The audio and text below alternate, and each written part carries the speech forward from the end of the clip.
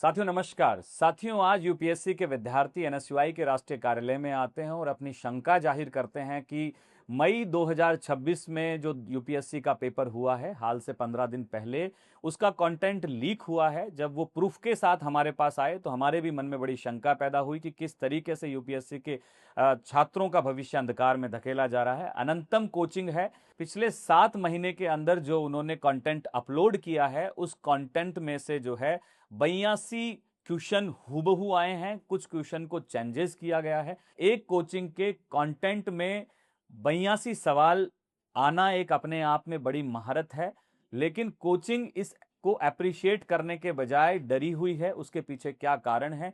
क्योंकि मैं आपको बताना चाहूंगा ये एग्जाम से 7 महीने पहले का कंटेंट है जिसमें से 82 सवाल आए हैं।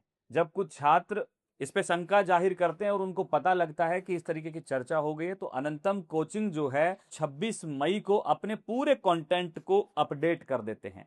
ये अपडेट की आप डेट देख सकते हैं 26 मई 2026 को, और यूपीएससी का पेपर 24 को होता है। तो आखिरकार अनंतम कोचिंग को क्या आवश्यकता पड़ी है अपने ही कंटेंट को अपडेट करने की? तो ये बड़ा सवाल यूपीएससी से है कि क्या यूपीएससी के लोगों का या पेपर सेट करने वाले व्यक्तियों का साठगांठ अब कोचिंग माफियाओं से है।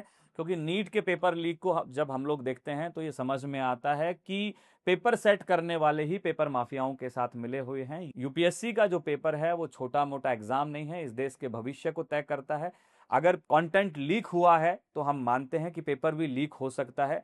तो यूपीएससी इस पे स्पष्टीकरण दे, क्योंकि यूपीएससी के छात्रों के डेलीगेशन ने बताया कि उन्होंने ये बात यूपीएससी को भी पहुंचाई और प्रशासन को भी पहुंचाई और सरकार को भी पहुंचाई, लेकिन इस पर किसी प्रकार की कोई कार्रवाई नहीं हुई है।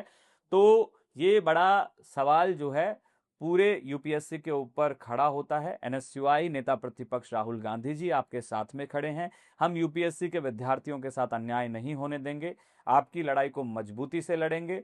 और जो भी आपके सवाल हैं, आपको लगता है कि कहीं पे आपके पास भी कुछ अगर ऐसा मटेरियल है, कोई धांधली हुई है, तो आप जानकारी हमें दे सकते हैं। हम बेझिझक आपकी लड़ाई को लड़ेंगे और यूपीएससी से सवाल करेंगे। धन्यवाद।